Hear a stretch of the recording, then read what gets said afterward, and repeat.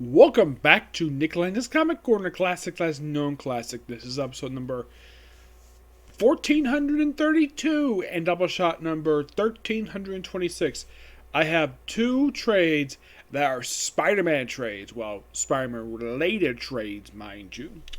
Alright, first up is the first of a two-volume trade series that I got while I was in New York. And oddly enough, this trade series is out of print. You're probably thinking, how the heck is that possible for a series that came out like just a few years ago? Well, actually, it's been a little bit longer than that. I think this thing came out in like 2015.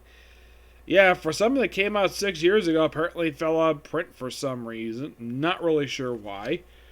First up, we have Venom Space Knight, Volume 1, Agent of the Cosmos. Yep. This collects the first 6 issues of this short-lived series. I say short-lived because it lasted 13 issues. For a Venom run that was ongoing, this one by far is I would say it could be the shortest run I've seen. But the run that came after this one was a bit shorter. Yeah. Now, this is about the Flash Thompson Venom. And he's off in space. Now, this book is written by Robbie Thompson. Yep. At the time this book came out, this was actually the first Venom book released in 2 years. Well, there was a reason for that. Why did the last series end? Now, the last series at the time was ended. It was written by Colin Bunn. The original writer was Rick Remender, left at issue 22, and then Colin Bunn took over for 20 issues and the book ended. Was it canceled low sales? No, that was not the reason why it ended.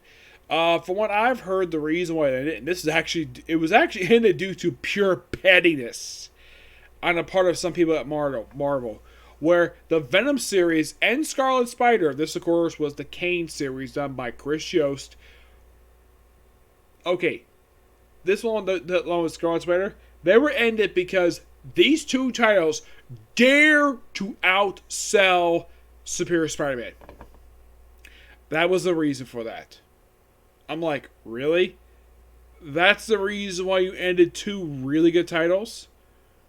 Was because they dared to outsell Superior Spider-Man? Anybody can tell when I say that. That sounds like pure pettiness.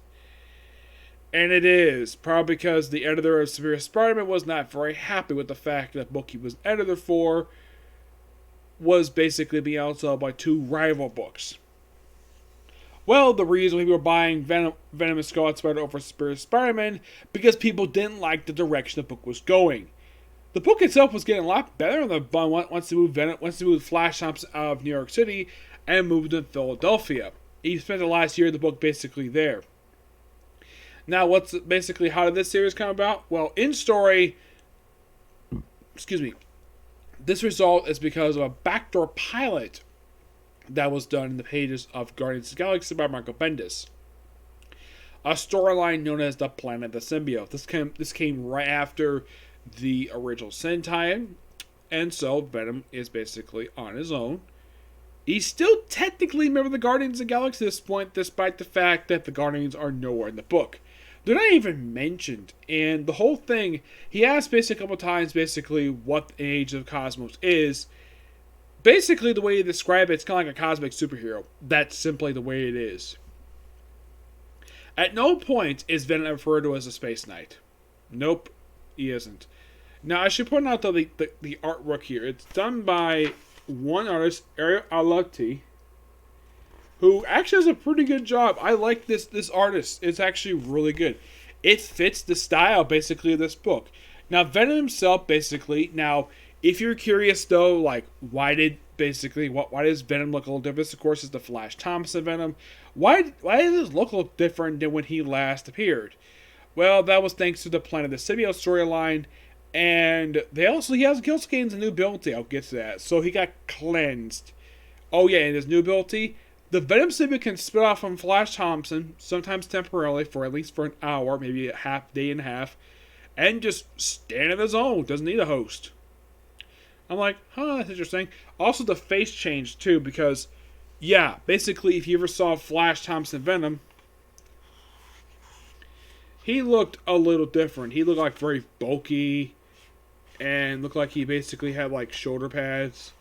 He was basically, by the way, he's still referred to as Agent Venom in this series. Yeah, still referred to as that. So he pretty much just goes be like a space superhero. Well, going to various planets, he gets his own spaceship, he gets a robot, he gets a panda as a companion. Yes, a alien panda and the panda's kid. He also gets a smoking hot alien. And when he meets this, of course, he had to temporarily separate from the Venom symbiote because it's a volcanic planet. He teams up with the alien, fights basically a bunch of other aliens, and then basically as reward for teaming up with him, with her, she kisses him. And yeah, I basically claim, and later on she says, I claim a husband thing on him. She mentions this to the panda when they met up later, and she says, "You can have him. I don't want him." I'm like, damn, Flash. Now here's the thing. At the time this book came out, he technically was in a relationship that apparently a lot of Marvel writers forgot he was in. Who was he in a relationship with? Valkyrie. And here's the thing. That Valkyrie's dead. She died 2 years ago. Flash Thompson died 3 years ago in comics. Yeah, he died in issue 800 Amazing Spider-Man, which I thought was a dumb idea to do. Like, you kill off a great character like Flash Thompson. Though at the time, he was anti-Venom at that point. He wasn't Venom because he lost symbiote. That was a really dumb idea. Though I perfectly like what basically they've done with the character since then. So, finds a bunch of aliens, temporarily separates from... Now, also in this book, if you notice while reading this, you notice that basically in Flash, when he's not in Venom form, he's basically walking around on metal legs. Well, there's a reason for that. Yeah. There's a bit of an explanation of why Flash has metal legs. Let me get to the page here. It's not here. Yeah, they show up his legs later. But there's a reason why he's got metal legs. Also, kissed by a hot alien with snake hair. I think she is Medusa. Okay, here's Flash Thompson with the metal legs. There is an explanation for why the metal legs. Okay, now, this was explained in a one-off issue for Amazing Spider-Man. Flash Thompson rejoined the army to participate in the invasion of Afghanistan. And he got his legs blown off. Yep. And then he spent a lot of the time with a wheelchair, and he basically just had trouble walking around. Now, I have heard there was a reason for this, because a lot of soldiers came back from when they came back from overseas, Afghanistan. Look at a friend of mine who actually has been in Afghanistan. He came back perfectly fine, but some soldiers came back with one leg or no legs, or he might actually been alive. So apparently, he got both his legs blown off, and so for a lot of the time when he was basically when he was the host of the Venom symbiote, he basically had the Venom symbiote form him a pair of legs. Yes, a pair of legs. And then later on, now where did the metal legs come from, mind you ask? That came from Superior Spider-Man. Yes, as part of the Superior Venom storyline, which is a continuation of a plot thread from the end. It's a semi-continuation of Venom. Though, I like the story. I really do. The problem is with the story, it came right after the cancellation of Venom. Yep. So, he goes off in his merry way with his own crew. Crew comprised of a handful of people. Like him, like he's basically the captain, even though he's not technically the captain, but he is. With a panda, her kid, an alien woman who basically has got a thing for Flash, and a robot. Purely awesome. Really good first start for this series. I give this book roughly a 9.5 out of 10. Really good book. Now, trying to find the next volume is pretty difficult because apparently it's out of print. So, finding one is almost going to be near impossible. Unless, of course, I manage to get it from an interlibrary alone. That, or if some store just happens to have the second volume of Venom Space Knight. This is an excellent series. I don't know how the heck this book fell out of print. This series came out 6 years ago. I don't know how the heck that the two trades for this, like the second volume for it, fell out of print that quickly. I mean, did people not care about the Flash Thompson Venom at that point? I don't know. The book got canceled to 13 issues for like no reason. Yep. Moving on to a book that came out like a year after that book did, as part of Civil War 2. Yes, Civil War 2. Even this book kind of feels like at the time of the Civil War 2, and it's mostly just a miniseries for this character. We have Civil War 2 Kingpin. Yep. This is a 4-issue miniseries. Civil War 2 Kingpin. Written by Matthew Rosenberg. I believe this is actually the first series he actually worked on at Marvel. Yes, and I believe his most recent series he worked on was basically Hawkeye Freefall. I have a website up here where it basically has like all the comics he's worked on. Though yes, he did kind of work on Wolverine Black, White, and Blood, which I haven't really discussed that book yet. But the only other series basically I haven't really covered yet is, well, I haven't covered Secret Wars Journal, Secrets of Uncanny X-Men, Star Wars Jedi Fallen Order Dark Temple. And this, of course, is due to his Marvel stuff. Multiple Man, Merry X-Men Christmas Special, Marvel Knights 20th Anniversary. Let's see here. And this is for his Marvel work. Let's see. And there's also Annihilation Scourge. And I think that's it. Yeah, so basically just Annihilation Scourge. And this, of course, is his Marvel work. Not his DC work.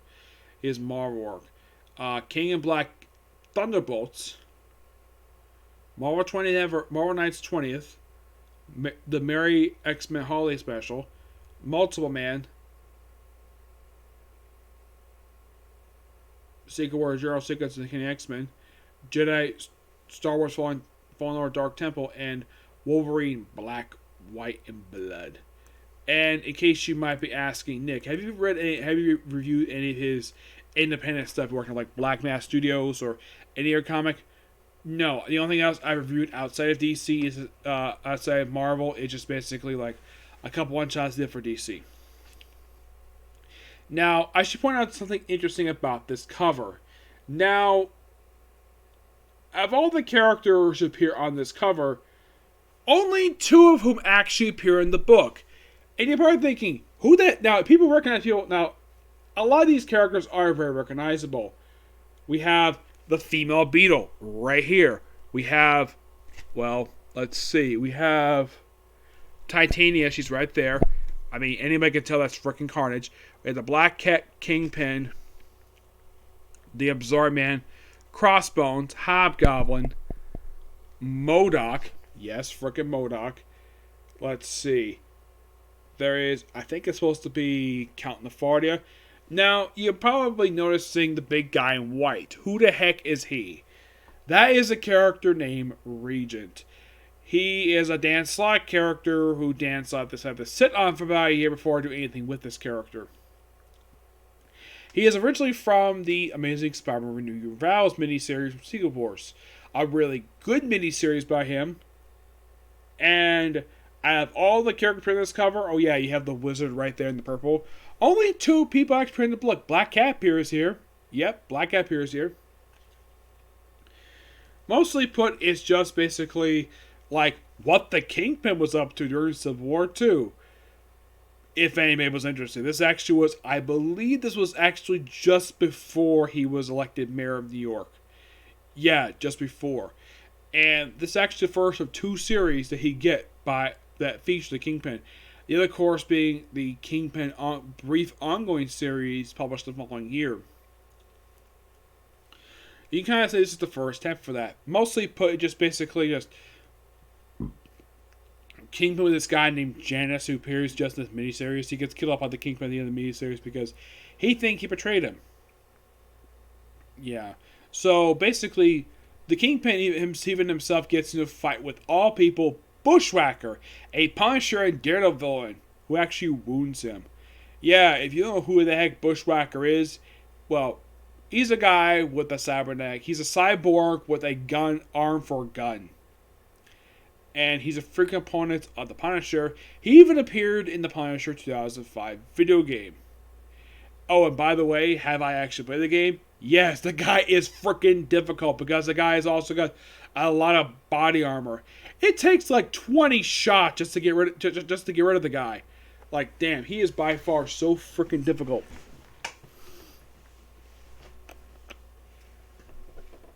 Writing-wise, this miniseries is really good. I am not really a big fan of the artwork. It's by Ricardo Lopez Ortiz with Hayden Sherman. The cover art here, there's actually a backup story, The Death of Birth of Janus Duress, that's done by Double Tunic. Yep. Yeah. This one definitely does feel like it's a tie-in. Like, wow. Okay, look at this page here. Now, on this page that I'm about to show you, like, I see Lady Bullseye, Jigsaw, Fancy Dan, Ox, Diamondback. I think this is supposed to be Hammerhead. And that's it. This is what the artwork looks like. You're probably thinking, okay, Lady Bullseye looks fine. What the heck is up with the rest of these characters' faces? Like, wow, what the heck is this? Well, that's the artist for you. Yes, apparently Matthew Rosberg was given, like, artists who basically, like, it's kind of the same thing with this, is the one shot he did for Shield 50th anniversary, where it's got a good story with it, it just got really bad artwork. And it's like this the whole series. Like, wow, there is like too many scratches in the face. The artwork looks atrociously bad. Like, wow. That's the biggest weakness of the series. I mean, I like the writing here. The writing is fine. It's just that, wow. Okay. I mean, take a look at this face here. Yeah, that is basically Sam Wilson overreacting. Like, wow. Oh, by the way, who's this woman right here? That is Monica Rambeau.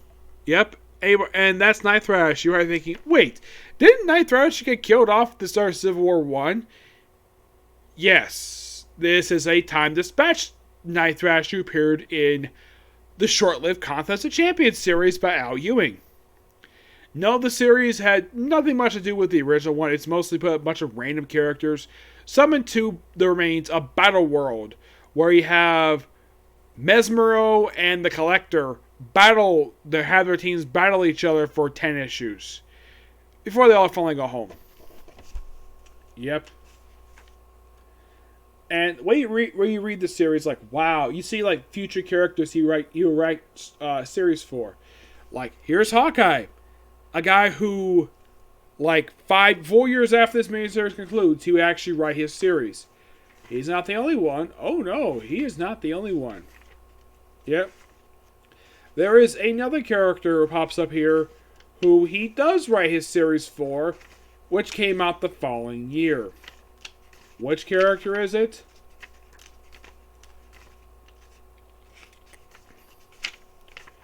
Well, I'm about to show you. Also, how could the Kingpin be so stupid and not notice that Scourge is the end of the world? Yeah. Like, that's Scourge the end of the world. That guy kills minor villains. Oh, by the way, this Scourge is not really the Scourge. He's actually the frickin' Punisher.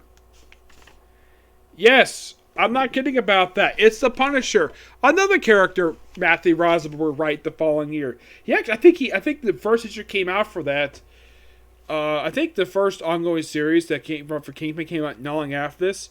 Punisher came out the following year, and then about 3 years later was Hawkeye. Isn't it interesting, though, that just by sheer coincidence, like I said, two characters for this miniseries, Punisher and Hawkeye, and he would later write this series for both of them. Punisher the following year, and 3 years later was Hawkeye for Hawkeye Freefall. Yep. And wow, look at this guy. Man, the artist really does not draw a good Punisher. Like, wow, it looks so bad. Oh my gosh, it is so freaking bad. Is at one point he's under arrest, and of course he does survive being stabbed by freaking, well, the Punisher. We also brief cameos by Bullseye If you're going to asking, did he ever write a series Bullseye? Not that I could think of, no. There was a miniseries published Bullseye, published not long after this. But Matthew Rosenberg had nothing to do with it. And, of course, we also have Daredevil. And no, he never wrote his series. He did write the character when he popped up in the Kingpin ongoing series. Yep. Writing the series is really good. I think Matthew Rosenberg does a great job with this book. It's just that the problem with this book is the terrible artwork. Yes, that is the overall biggest problem with this book, is the atrocious artwork. And luckily enough, when it comes to Kingpin ongoing series, which came not long after this, he gets a much better artist. Oh my gosh, it is so much better. Like, wow, it is such a really drastic difference to when he has a much better artist to write with him. I give the book roughly a 9 out of 10. I would give it a 9.5, but man, the artwork was atrociously bad. Oh my gosh, it is so bad. Okay, so that's it, single review. Next one, another comic corner discussing 2 trades from the same series. Okay, so next video. Bye.